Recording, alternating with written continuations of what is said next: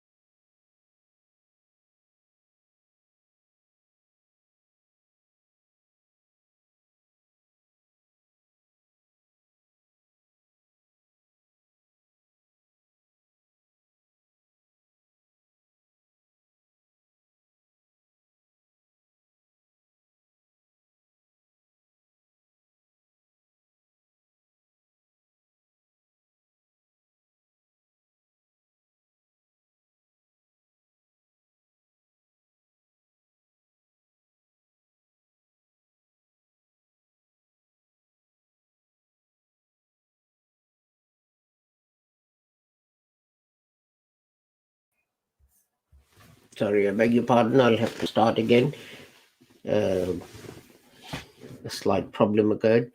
It is Tuesday, the 21st of September 2021, and in our series, Reflections on the Holy Quran, this is broadcast number 256.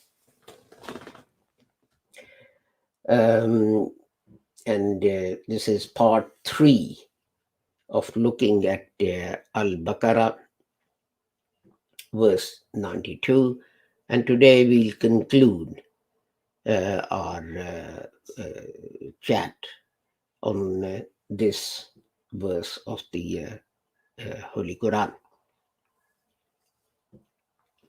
Just to remind you that these broadcasts are brought to you by the Lahore Ahmadiyya community founded by Hazrat Mirza Ghulam Ahmad, who taught that although people say that another prophet will come after the Holy Prophet Muhammad, the Holy Quran said Holy Prophet was Khatmun Nabiyyin, and that Hadith said that the Holy Prophet was La Nabi Abadi. There is no prophet after me, the Holy Prophet said in Hadith. So now no prophet can come, an old prophet or a new prophet. Similarly, people are very keen to call each other heretics and kafirs and this and that and so on. But the Holy Prophet forbade this. And he said that if one reciter of the kalima says to another reciter of the kalima, you are not a Muslim, you are a kafir, then it's the person saying it who is actually the heretic. So strongly did the Holy Prophet Muhammad denounce this practice. In the same way, Hazrat Mirza Ghulam Ahmad taught us that some people say that some prophetic revelation which the Holy Prophet received has been missed out from the Holy Quran. And such as Surah Rajam and Ayah Walayat and so on. But as I've taught that nothing is missing from the Holy Quran. All prophetic revelation is in the Holy Quran. Similarly, people say that some prophetic revelation has been cancelled. Again, Hazrat Mirza Ghulam Ahmad said, no, this is wrong. No verse of the Holy Quran was, is, or ever shall be abrogated. And Hazrat Mirza Ghulam Ahmad stressed that jihad is a fundamental duty of every Muslim.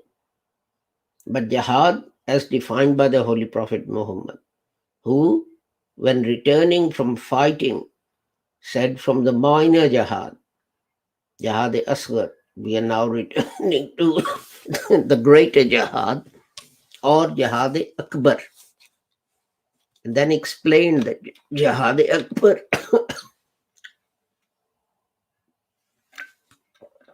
and then explained that Jihad Akbar, or the major jihad, the greater jihad, was Jihad bin Nafs, and that is to strive and struggle against the desires of your own heart and mind, and for correcting such erroneous beliefs and practices of Muslims. He claimed that he was the Mujaddid, the reformer, and that he was the one for whom the Holy Prophet had used the title Masih and Mahdi, the titles.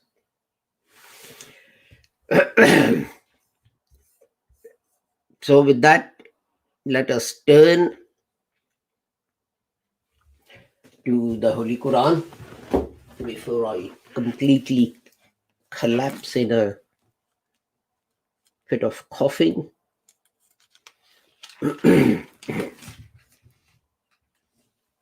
Chapter 2, verse 92, I said. Oh, right. Let me move the marker to the next page as well. أعوذ بالله من الشيطان الرجيم بسم الله الرحمن الرحيم وَلَقَدْ جَاءَكُم مُوسَى بِالْبَيِّنَاتِ ثُمَّ اتَّخَذْتُمُ الْعِجْلَ مِن بَعْدِهِ وَأَنْتُمْ ظَالِمُونَ. And Moses had come to you with clear arguments. And then you took the calf, the golden calf, for a god in his absence, and you were wrongdoers. So today we are going to look at Ba'dihi. Wa means and Antum. Well, these are just connecting words, and you. And so the other word we'll look at is Zalimun, the last word of this verse of the Holy Quran. So, going to my notes on my computer.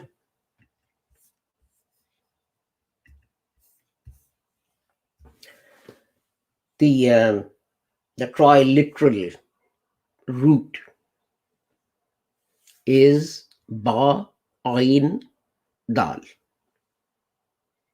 and that occurs in the Holy Quran 235 times with 6 different meanings, or in 6 different forms, and 199 times as Ba'd. 235, that's 199. And then 25 times as Ba'id. So that's 224, I think. And what do we have then? Then after that, well, it's once or twice, 7 times it's Bughd. So if you look at that, the general meaning is that of what shall I say, distance. That distance can be physical between two places. That distance can be in time. That distance may be between God and a human being. You do certain things, and which take you away from God's pleasure, from His mercy, and so on. So it means afterwards, after them, and so on.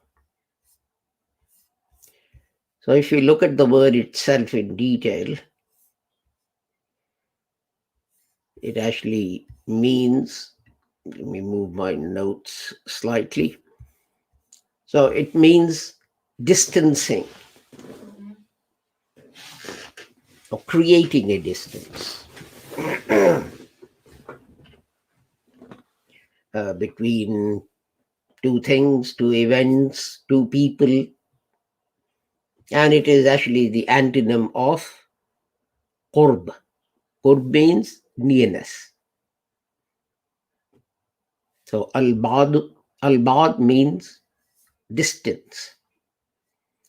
And of course, it can be that something is both close to and far from something. My two hands are close to each other, but they are far from those books on the bookshelf. So, but it's also used in the sense, idiomatically speaking, of straying from the right path. So if you have the right path and you move away from it, then the same word applies. For example, the Holy Quran says in chapter 4, verse 36, Dallu dalalan ba'ida. And they have strayed from the right path, from guidance. So they've gone away, gone to a distance. Or in chapter 41, verse 44, it says, Ula'ika yunadawna mim maqani ba'id. And meaning that they can hear a voice which is a long way away. So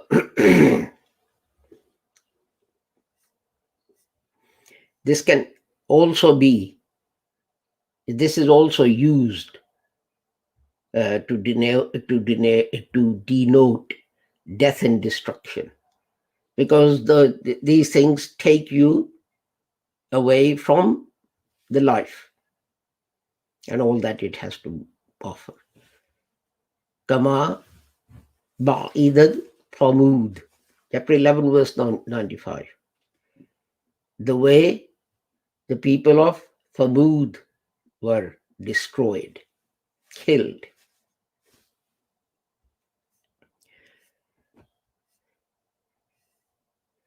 And where God is concerned, for example, it says, فَبُعْضًا لِلْقَوْمِ الظَّالِمِينَ. So people who are unjust, they're distant. Who are they distant from? God. They're far away from God. And generally it gets translated into English as and Urdu as that unjust people are cursed. But literally here it means that they are a long way of deserving God's mercy. فَبُعْضًا لِقَوْمٍ لَا يُؤْمِنُونَ, chapter 23, verse 44. And those who don't believe, they are also distancing themselves from God's mercy, from God's pleasure. But generally translated, it means on them be God's curse.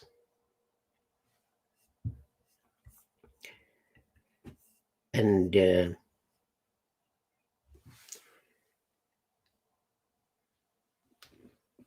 it can also be used in an extreme form, which means that you distance yourself, your actions distance themselves so much from what is right, then returning to the right path is perhaps not possible. Now you can, as I said, in sense of time, this word can be used. وَمَا قَوْمُ لُوطٍ مِّنْكُمْ بَعِيدٍ, chapter 11, verse 89. That people of Lut, the prophet, Hazrat Lut alayhi salam, they're not far from you. Well, they weren't living in the time of the Holy Prophet Muhammad, so this can't be distance in terms of miles, in terms of space. It must be distance in terms of time.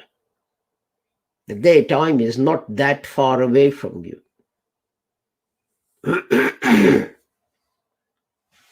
Some people take it to mean that, it won't take much time before you start misbehaving in the same way as they did.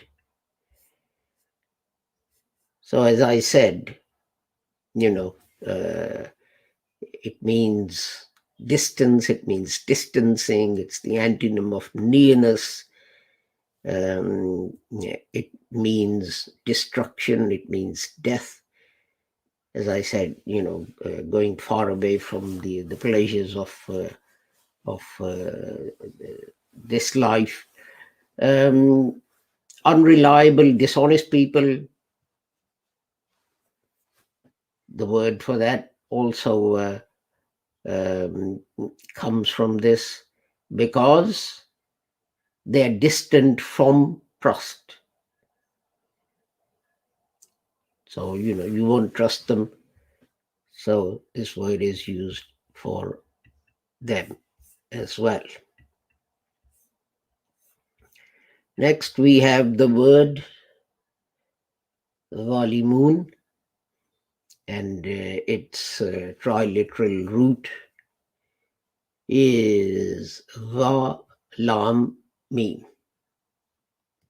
And it occurs in the Holy Quran 315 times, and it has 12 different meanings with which it appears.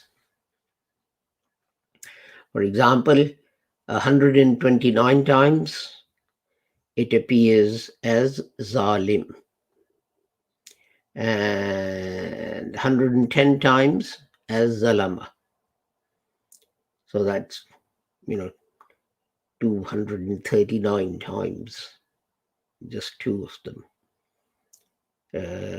And then what do we have? 23 times it's Zulumat, which also means darkness, and 20 times as Zulm, and 16 times as Azlam, and then other words fewer times, 4 times Zalimat, 5 times Zallam, and so on. So it means unjust, it means to oppress, it means to wrong, as it says in the Holy Quran. Ya qawmi innakum zalamtum anfusakum. You have wronged. Kanu anfusahum yaslimu, doing wrong. It's chapter 2, verse 57. وَمَنْ يَفْعَلْ ذَلِكَ فَقَدْ ظَلَمَ نَفْسَهُ. He wronged. So you can see that apart from to darken, unjust, وَمَنْ أَظْلَمُ مِمَّنْ مَنَعَ مَسَاجِدَ اللَّهِ أَنْ يُذْكَرَ فِي حَسْمُهُ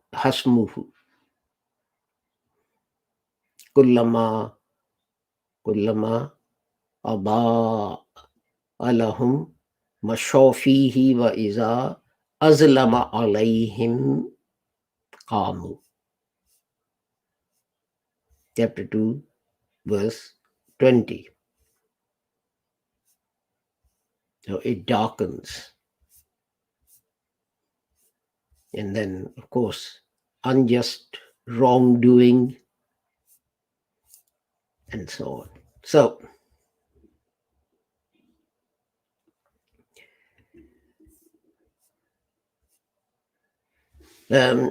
az-zulmatu means that light is extinguished. And we know that its plural is zuluma. These are common words in Urdu. Oka zulumatin fil bahri rilluji, chapter 24, verse 40. And their deeds are like the intense darkness under the water.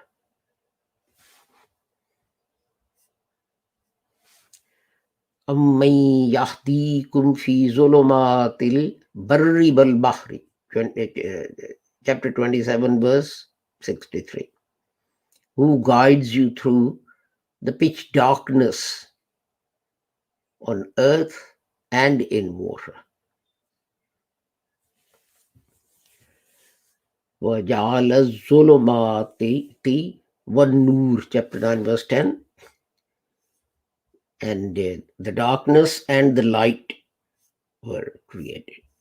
Now, darkness in the zulmatan, that's the opposite of nur. That is darkness, so that is light. So that is, darkness is used for committing shirk, associating something with God, doing anything wrong. And nur means the light that guides. So, an akhrij qawmaka min adh-dhulumati ila nur, chapter 14, verse 5. Take your people out of darkness into the light.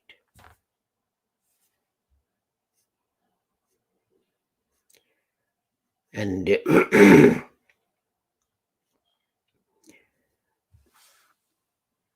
وَالَّذِينَ كَذَّبُوا بِآيَاتِنَا صُمٌّ وَيُقْمٌ فِي الظُّلُمَاتِ. Those who rejected our messages, they are deaf and dumb. In another place it says summun bukmun wa umyun.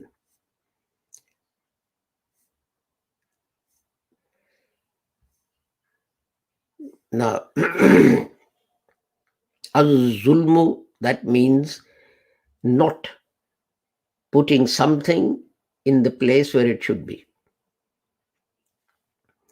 You can detract from it or exceed it and so on, but anything that moves something from where it should be. And that applies to depriving people of their rights. This zulm, actually, people say that there is one idea that this zulm is of three types. That is injustice against God. And that is that you associate something else with God. The Holy Quran says, Inna shirka la zulmun azim, chapter 31, verse 30. That associating anything else with God is a grave sin. La zulm. So, and that means, what does that mean? Well, that means everything. People go to the graves of dead saints and they ask them to intercede on their behalf to God. They even ask them to pray for them. I mean, the person is dead. It's finished. How will he pray for you? They even prostrate towards these graves. This is all shirk. And God says, this is the most heinous crime. I'll forgive everything else, but I will not forgive shirk. La'natullahi ala zalimin. Chapter 11, verse 18. And God's curse is upon the unjust, those who commit shirk.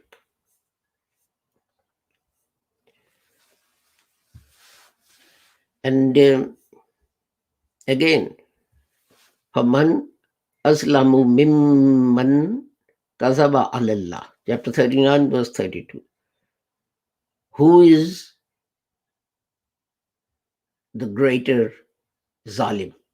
Who's more unjust? Who's more sinful than the person who fabricates a lie against God?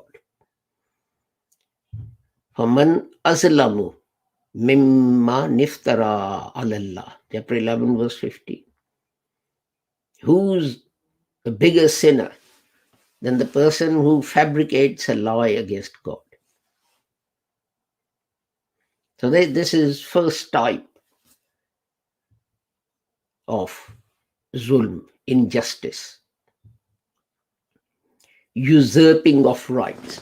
What is God's right? You're giving that to other people. It is God's right that you ask him for help, etc. And you're giving that, handing that over to someone else, and you're prostrating in front. I mean, more than that, if your boss says something patently stupid and you don't challenge him, well, you don't have to say to him, you're a dumb person. Why did you say that? And why did you propose this? You can simply say, well, I disagree. This is wrong. And then list your reasons. But if you praise him for coming up with that silly idea, then, you're equating that person to God. And then the second type of injustice is what you carry out against other people. When you usurp their rights, when you use your position, when you use your money. You're a highly placed official, and what you do is, someone has applied for a job. He doesn't deserve the job, but because of your position, you make a phone call. XYZ is coming. Keep that in mind. And if a deserving candidate doesn't get the job, and this person does, then you have committed a zulm, an injustice. So this is the injustice against other people. And then there is the injustice, the zulm against your own self. Because your soul, your conscience, your inner self, you need to do justice to that. And to do justice to others, you have to first do injustice to your own self, your soul. Because without killing your conscience, it will be very difficult for you to deprive other people of their rights. And the Holy Quran says, فَمِنْهُمْ ظَالِمٌ لِنَفْسِهِ, chapter 25, verse 32. And they're unjust to themselves. They're zalims to themselves. Is zalamu anfusahum, chapter 4, verse 64. When they do injustice to themselves.